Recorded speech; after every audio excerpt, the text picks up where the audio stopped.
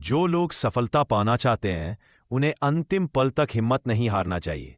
जिस पल हम हार मान लेते हैं उसी समय हम असफल हो जाते हैं। ये बात एक कहानी से समझ सकते हैं। पुराने समय में एक राजा युद्ध में हार गया था। उसके सभी सैनिक मारे जा चुके थे। राजा किसी तरह अपनी जान बचाकर जंगल में भाग गया।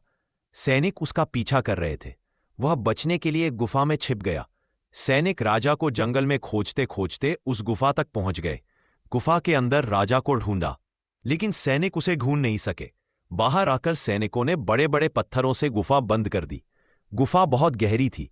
अंदर की ओर राजा छिपा हुआ था। वह काफी थक चुका था। भूख प्यास की वजह से बेहाल हो रहा था।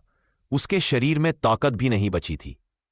शत्रु सैनिक गुफा बंद करके वहां से चले गए तो राजा अंदर बैठा बैठा सोच रहा था कि अब तो उसका जीवन खत्म हो गया। वो गुफा से कभी बाहर नहीं निकल पाएगा। राजा निराश हो चुका था। तभी उसे मां की एक बात याद आई। उसकी मां कहती थी कि कुछ तो कर, यूं ही मत मर। ये बात याद आते ही राजा में फिर से ऊर्जा आ गई। उसने सोचा कि कोशिश किए बिना हार नहीं मानना चाहिए। राजा गुफा के द्वार से पत्थरों को हटाने का काम शुरू कर दिया।